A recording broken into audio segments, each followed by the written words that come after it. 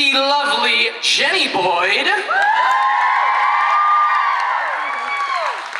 the lovely also Layne Morgan, then Geurens, yes, oh, the sexy, sexy Nick Fink, look at this man in a suit, always professional. We have Omono, Okojie, come on, sweetheart, and Kaylee, Kaneshiro.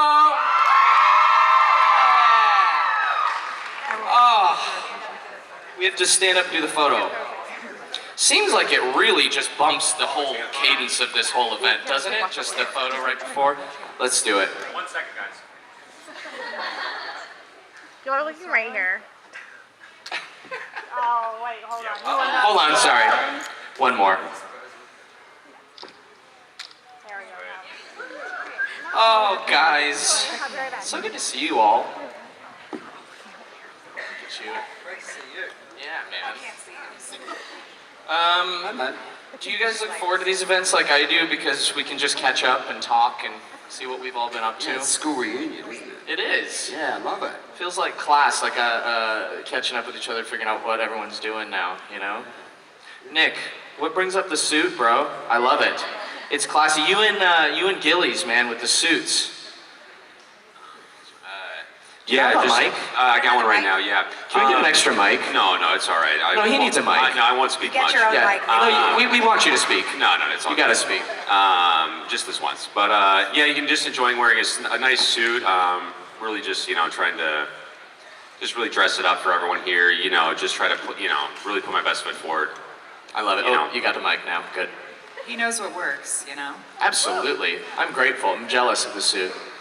I have a question for all of you guys. So I'm really interested, and I want to say villain because what is good and bad, right?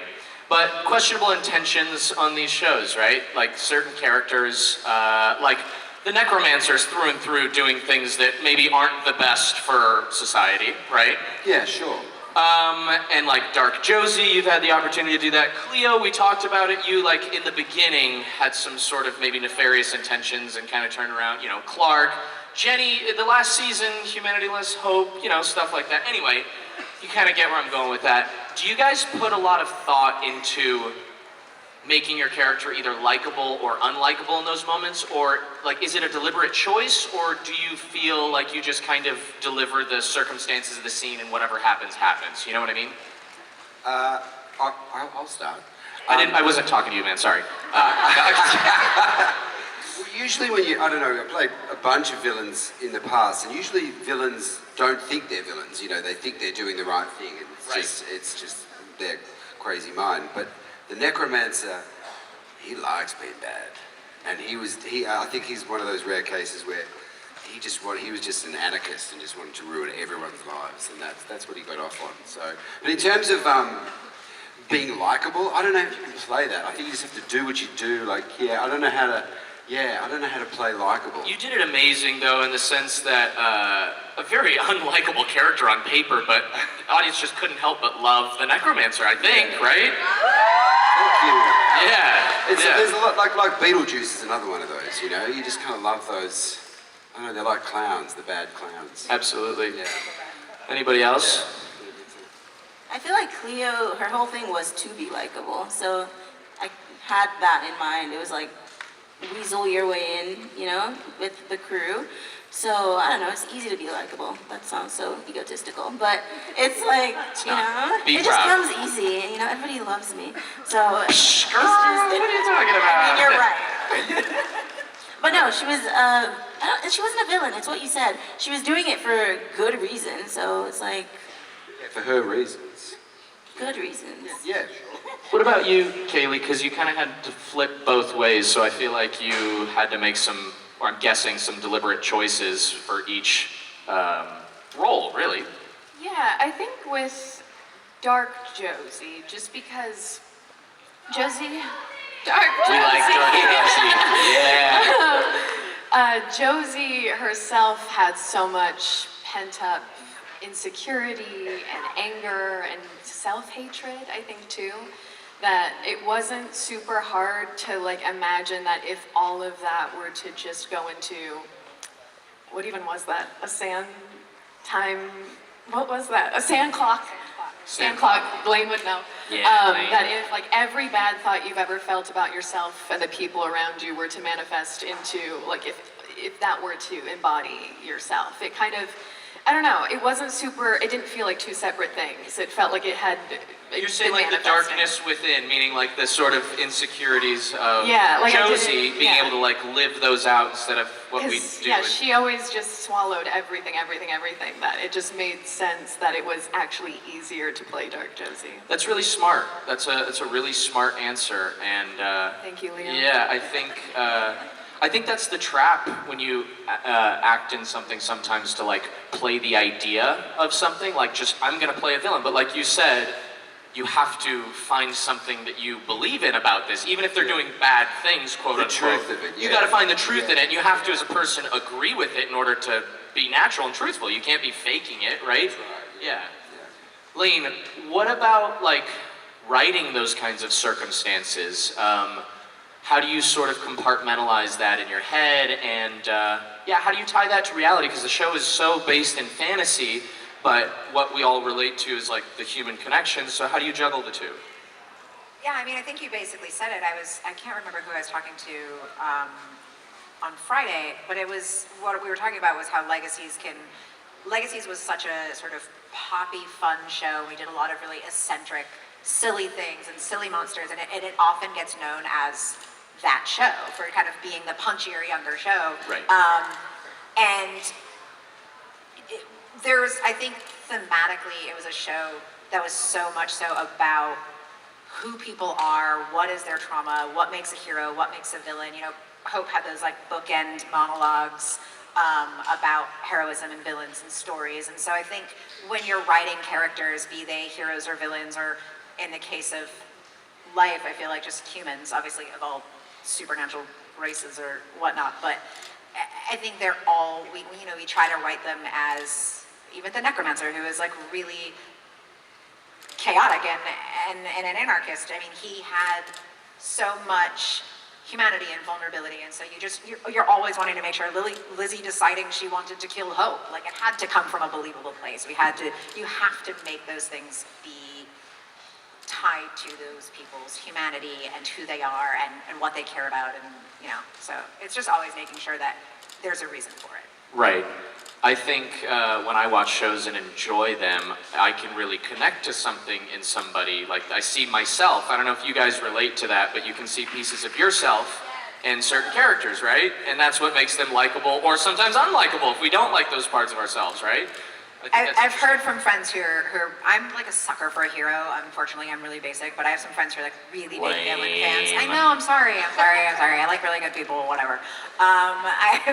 I have some friends who really like villains, and what they always say is like it helps you to come to terms with insecurity about your own darkness when you see someone who is embracing that darkness, either embrace it or be redeemed for it, or help themselves through it. Sure, someone that just has the courage to look at those things that maybe I don't, right? Yeah, so I definitely get that. Kind of leads me into, I'm going to ask you this, and then we're going to open up for some audience questions. So if you guys want to be brewing away at the hard-hitting questions, please do.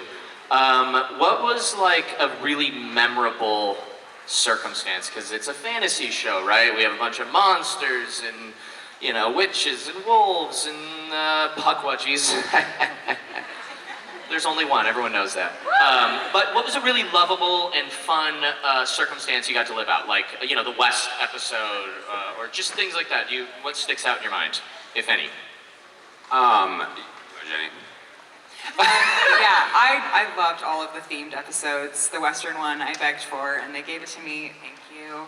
I loved the 40s one that we did, though, and the Star Wars one. Like, The it was so noir thing? fun. Yeah, I the noir don't thing. mention mine anymore. I'm not worried about it. Okay, yeah, it was so fun to go to these different worlds and wear different costumes, but essentially play the same characters within those worlds. It was really fun. That makes sense. Yeah, I got to do so many weird, I mean, not maybe so many, but a handful of really strange things that... You got all the weird things. Well, You did. yeah, I mean, like the idea of walking into a pit of goo that is your dad, it's like, and How do you get behind and that? that's what I'm saying, and I mean, well, you try. That's the thing. Like, I'm like, okay, I'm asking for forgiveness, Father, as I'm submerging myself in a vat of pudding. It's like, you know, I don't. But that was. But I honestly, that was so fun and like interesting. And then I also like the. I remember like I had some big monologue when I was. It was probably after that, or I forget how I ended up in and out of Malivore, but. It was like one of my first times back in there, and it was just me alone in the void giving this big speech about how I'm gonna go kill Hope Michelson or whatever. But I was like, this is so ridiculous, but also so fun, and there's just a lot to bite into. It was yeah. Do you get that? Just go ahead. Wasn't the goo really cold? Yeah, and it was like bubbling. What did but it they were like, smell it's like? supposed to. I mean, have you smelled goo? No. No, I think it was. I don't think it had much of a smell to it, but when they turned the bubbles on, it definitely got like a bit. Is it like a jacuzzi? Like when they No, hit the bubbles? not much. Can I get more bubbles, The bubbles had a bit of a sour smell. I don't know. Yeah. Well, it sat there for the entire season, and so there was like a And Nick layer kept coming in and out of. of it, so. Yeah. Comes off and Yeah. You're learning some things, huh? Yeah.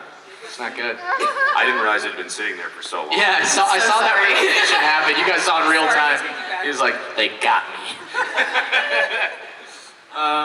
All right, well, do we have some audience questions? Can we get some lovely people? Hi there.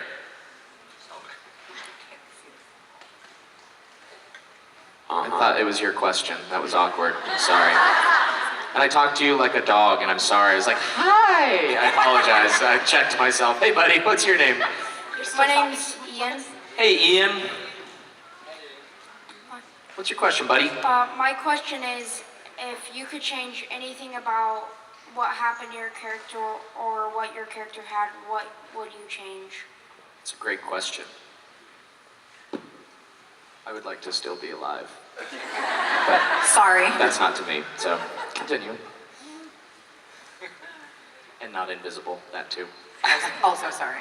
That's okay. I think, well, with the Necromancer, I think he would. Well, I just like to see him just keep going on like a new Splinter series about the Necromancer. I want to see that spin-off. Yeah. Right. I don't know if it'd be an origin story. I kind of feel like he would live in a Victorian house in New Orleans or something like that. You know, we've talked about the Limbros spin-off, you know? Yeah. The Limbros. Yeah. You guys know what I'm talking about? That's a kind of? Yeah, because I guess they don't know. You go to That's Limbo, the bar. What was the bar called?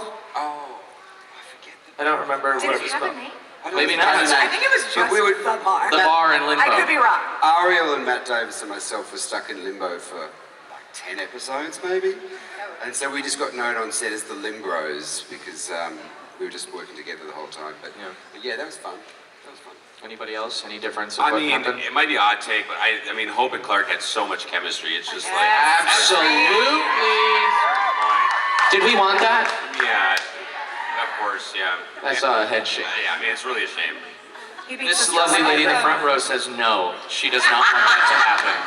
Absolutely not. What would you prefer? How dare you? Then enjoy Which watching one? the show. Oh. Oh, yeah. the love story that never happened that I really wanted to see was Cleo and Aria's character. Why am I blanking on his Hard name? yes. Fuck yeah. Landon? Landon. Cleo and Landon had We were in so Malivore much for a minute. chemistry. Yeah, I just forgot Landon's name. Sorry, Aria. If he showed up He every doesn't now and care again, at you might all. remember. He wouldn't mind one bit. Yeah, that would not bother him. That would have been a great love story. That was great. Maybe I would have kept Josie in normal school for a bit longer. I think she needed a little bit more humbling. She needed to stay there for a second. Just settle down in school a little bit. Down. Yeah, grow like, up a little stop bit. going for everybody. Just Yeah. Know who you are, girl. maybe ace a math test for once. Just try that. I love it. Well, thank you for your question. Thank you. Hello. Hi y'all, my name's Jenna. I'm here with my sister Haley. She's somewhere back there. Hi, Haley. So I had a quick question for you and I want you to lightning round it. So first thing that flips on in your head. If you guys weren't acting, what would you do college path career-wise? Or even, plumber, something of that wise. So ready, 3, 2, 1, go. A coroner. Okay. What? It's a necessary job, is it not? Actually, around the city, there's people trying to get like a coroner elected. Fun fact. Do you have their number or? Oh, sorry. Probably linguistics. I'd be an interpreter. Oh, awesome. That's much better. I think I'd be a teacher or a professor or something. Musician or a surfer? Awesome. If I wasn't an actor, I'd be a writer. This is maybe the wankiest thing I've ever said, but the genuine first thing that popped into my head was a travel blogger. I mean, we can all aspire, right? A little influencer action. Not that I like posting on anything, but. I almost went to college, and it was going to be for chemical engineering. So. Oh, heck yeah. I'm a environmental science and policy, so I'm kind of around that vibe. Okay. Well, I mean, I don't understand it. I never did. But good for you. Good for you. Thanks. Thank you, guys. Thank you. Thank you. Hi, my name is Violet, and my question was, what was your favorite scene to film? My favourite scene was one of two. It was when I was in the boxing ring. I don't know if you remember that we were at the school, and I got to sort of be like a WWE announcer, which was really fun. Oh yeah. And the other one I loved was when I fell in love with Landon's mother and was pining for her, and she didn't reciprocate, but yeah, but they were two for me. I really liked getting to play Ethan with Malivore in my body, attacking MG. That was really fun because Ethan was such a nice boy, and it was just fun to play bad. It was cool. It was mine.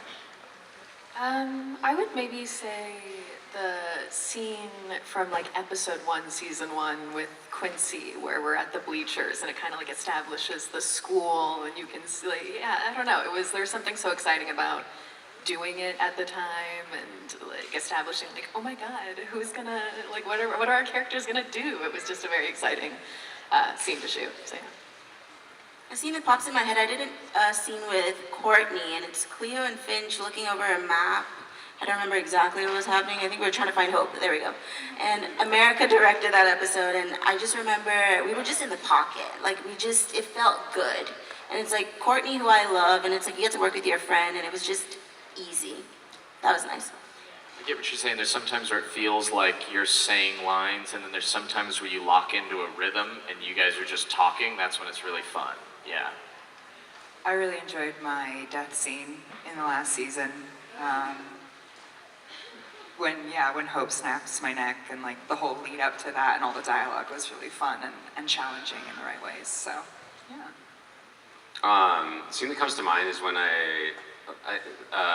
Landon was my dad at the moment, I think, and he was also trapped in prison, and then I come in and I'm like trying to get him to believe that he's somehow actually getting to me, and then it's like there's this big twist and turn, but there's like a lot of kind of mental I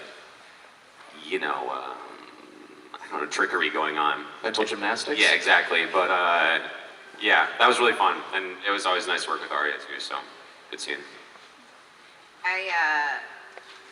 For those of you who don't know, the very first episode of television I ever wrote in my life was our Grey's Anatomy, Josie's therapy box. So, and that whole experience was super magical, obviously, because you're like, I've dreamt of a hospital, and now I get on set and there's a hospital. That blew my mind, but I guess, but we actually had a scene on that, and I talked about this in December, but neither Jenny or Omono were on the panel for this, so I'm going to tell you now. But we shot the very first words that I have ever written that were shot in front of my eyes were you guys' scenes in Alaric's office for that episode. And I was like, had been up since, the butt crack of dawn, and I was just so stressed out. And I remember at some point Omono came over to me and was just like, we had met like once in the writer's room, and you were like, are you okay? You seem a little like this. And I was like, I'm not sure what's wrong. And one of you was like, isn't this your first episode? And I was like, oh, I'm nervous. And I felt very like seen and in the moment, and it like kind of let me have the moment for a minute, and it was like really beautiful, and I'll never forget that night. That was great. Thank you. It's very sweet. Thank you. Thank And you. Thank you also for our throuple, for honoring the throuple. Yeah, That the was Clyde the threesome. best day. Yeah. Hi. Hi there. My name is Ashley. Nice to meet you all. My question, so y'all obviously fight a lot of monsters in this show, and I'm just curious, was there any monster, like, specifically that was your favorite to fight or, like, to film? Like, when you saw the script, you were, like, super excited? Or was there any monster that maybe you didn't get to fight that you wish you did? Shout out to Trevor, who's not here. Oh, yeah. He was here this morning. He did the Berberang, right? He created that, I think. Created a bunch of things. Yeah. He had his hand in the puckwudgie too. I remember him pitching the puckwudgie to me, and I was like, "What?" I was like, "Dude, it's a puckwudgie." I've never heard that word in my life. There was I don't even remember what monster it was, but I know I like stabbed it.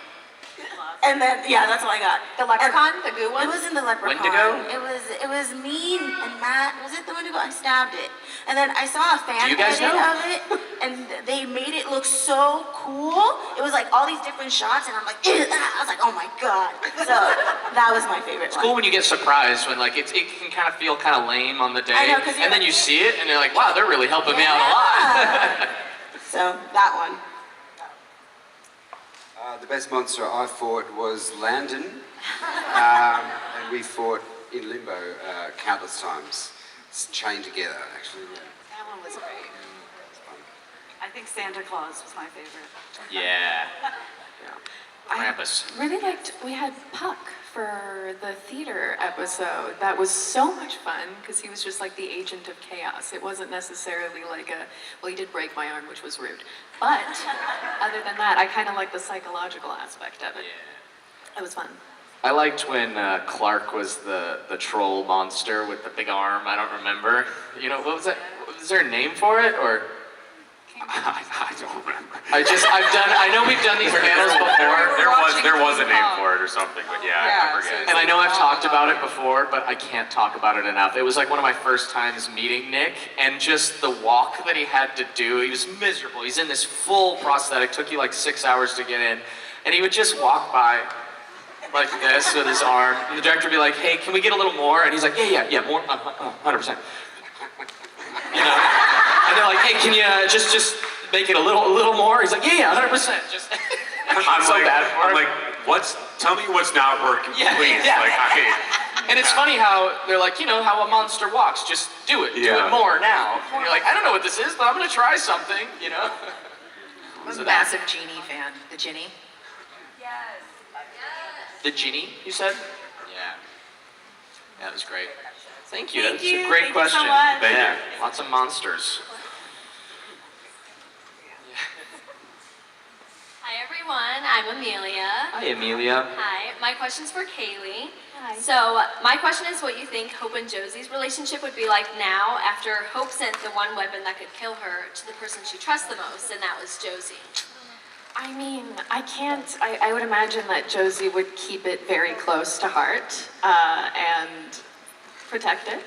And yeah, I would imagine, because where is Josie's in Belgium? Yeah, I don't think we know. Yeah, like where is she? So yeah, hopefully she's in college and getting a good education, because that's what she should have been getting all along. She's at the all-rich school in Belgium that Penelope goes to. There we go. Oh, that yeah, one? maybe she's, having her best life in an all-girls school.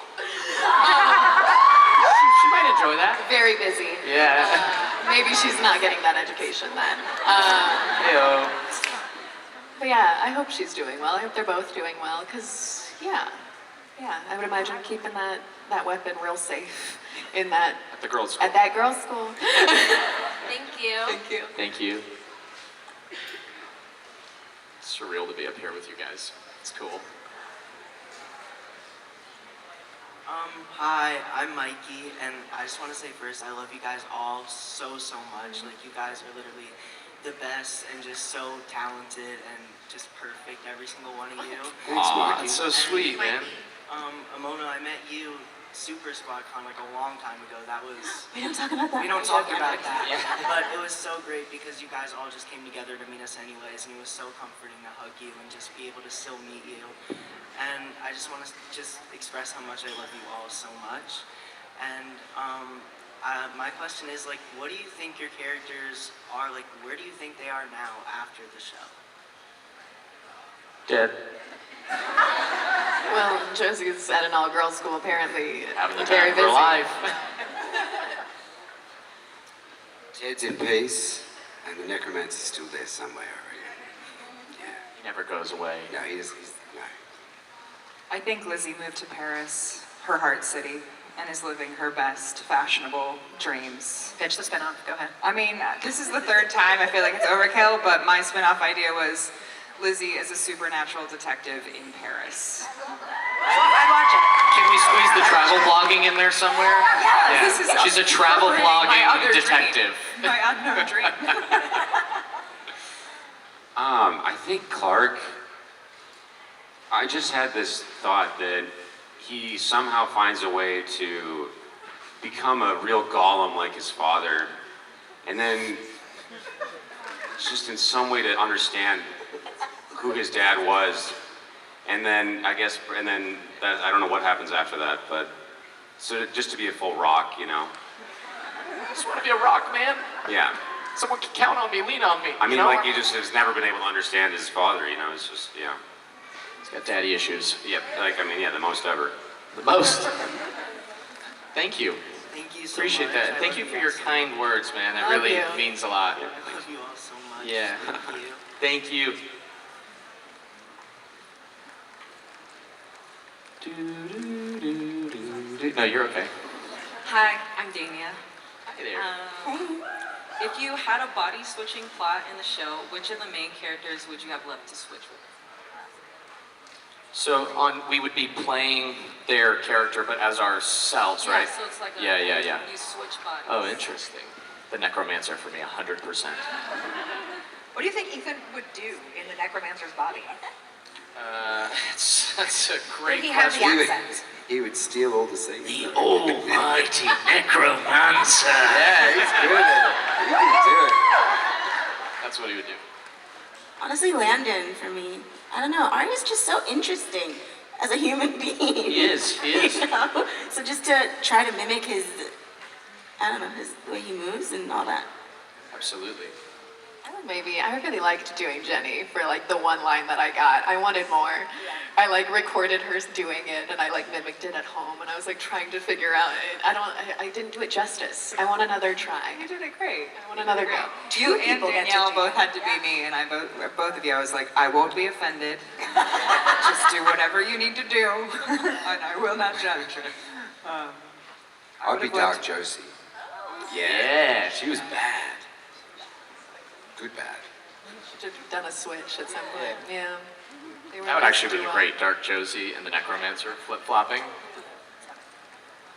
That's awesome. I would have loved to have been Jed. Yeah. Yeah, or just one of the boys. Maybe Quincy's character, I don't know. Be fun. MG. Actually, I feel like I could have done a good MG as well. Yeah, you could. The way he stands is his feet. You know what I'm talking about? You know? Do Chris Lee and suddenly like they like do a voice over his singing voice Yes. when I open my mouth. That'd be nice. I would like that. Thank you. Nick. Yeah, thank you. Oh, no, no, no. yeah. Okay, great. You know, well, yeah, I think I said this yesterday too. I wanted to be Josie. Yeah. Such an honor. Yeah, there's just one scene I was like watching and I was like, oh my gosh, let me get in there. You know, like this is. What scene was that? Which scene was it? I mean, it's the only one I randomly watched. It was like you were talking to Barnabas. I don't even know what I was doing there. Maybe because he was me. I don't know. I was just like hiding there watching you guys work. I He truly was great forget. to work with. Yeah, I think maybe that's when they revealed it was me. I mean, right? Yeah, that's one of those. Yeah, where you're like, oh, I guess I was that guy the whole time. Yeah, that was confusing. Wasn't Yeah, it? but no, I remember watching that scene and I was like, oh yeah, cool. Nice. I can't switch bodies with anyone, but I did get to watch Rebecca Breed's playing Aurora. Yeah, she's amazing. And Danielle, like, meet for the first time, not meet for the first time, but come together to do their body swap for season 4. And they like spent so much time going back and forth through each other's accents and mannerisms, and it was fascinating. So power to you guys, because it was intimidating just to watch. Super cool. It'd also be cool to be Ken, just to be a god. That guy. I always talk about that guy, Luke, man. Huh? Oh, I got the abs. Thank you for that question. Thank you. Y'all look beautiful. Thank you. Thank you.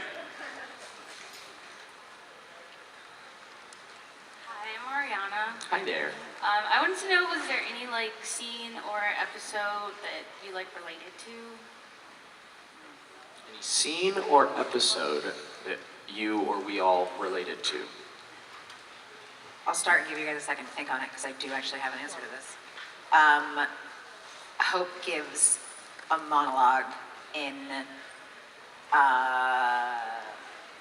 my second episode to Lizzie about what it feels like when all of your loved ones are going to die. And that's something like, as a person who's struggled with like a lot of grief and stuff, that even as I was writing it was just like, it felt like this story was like coming from a really, really like intense place. And I've always found that like whole moment to be really compelling. Like the way they delivered it, not the way it was written. Yeah. I have one. There's a part of me that really related to the sort of MG Ethan dynamic in the like, here, not to get vulnerable with you guys, but we all, I think I've experienced my fair share of like imposter syndrome and feeling like I want to do something special, right? I want to do something that is good for the world and kind of feeling like I fall short of that in my own personal life. And so Ethan had this experience of, I want to be more, you know, I witnessed this supernatural world and I want to be a part of it and I can't really see how I fit in. So yeah, that was, I related to that and that was fun for me to kind of live out. So yeah, that. I've got one. When I was working, when the necromancer was stuck in the ice cream shop, chained to the ice cream shop, it kind of, there's this, back in Australia, there's this kind of graveyard for actors job where when you're out of work, you basically sit in a call centre and sell wine over the phone, pretending you're in a winery, but you're really not, you're in the city. And it's just one of those places that you get a job and leave. What? Yeah. That's amazing. I know, it's hilarious. It's all out of work actors and you see everyone go, hey. So they just play So they characters? go, yeah, I'm just in Margaret River in Western Australia at the moment. And you're just looking up the weather and go, it's a beautiful day here. Anyway, we've got a Shiraz for you. But the problem is whenever you've got an acting job, you just sort of waltz out and go, see you later, guys. And 6 weeks later, when you're out of work again, you'd have to go back and be like, oh my God, I hate this. And it was kind of like the ice cream job for the necromancer. He kept trying to escape. He kept thinking he'd won, but he just didn't win. So that was kind of, I related to that. Wow. What was the name of that job? That's a fascinating job. Cellar Force. You really wanted to just move over that, and I'm so locked onto this. That's such an interesting job. Yeah, it's so It's cool. interesting. What'd you say? Somebody had that job. Do you enjoy it? Yeah? You've got that job in America?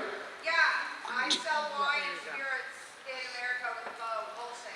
Do you play different people? I wish. Why don't you try? I will now. You should. Do you have a character that you're going to pitch to us?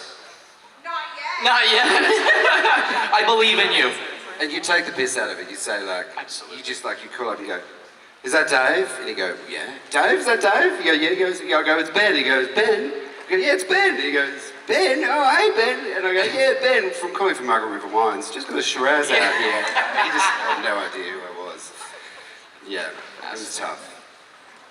I feel like for me, the whole Cleo episode, like her origin story episode, because the whole thing with Cleo is she's this other, right? She's been an other for a big chunk of her life, and then she comes to this school and she's an other. And I feel like a big part of my identity is my immigrant identity. Like I'm constantly feeling like other and not really one or the other. How many times am I gonna say other? But yeah, I feel like that episode, I related to that a lot. Just, kind of feeling like you're on the fringes, but not really a part and trying to be a part. So, yeah. I remember being really touched by the Puck episode, which I think was the musical episode. And I think, just the relationship he had with Hope and a lot of the advice that he gave to her, I found was so pertinent and deep. And I just found their performance together was so good. I don't know why that one is the one that came to mind. It really moved me watching that one. Nice. It's hard for me to think of moments where I don't know if I ever had anything where I truly felt like I was, and maybe I'm just being naive or something, and I actually was maybe I was living out a dual life with Clark or something. But I remember the moment where when Hope's lost her humanity, and I think that's what it's called, and And after we're fighting the monster and stuff, and she's like giving me all this attitude. It's just so rude.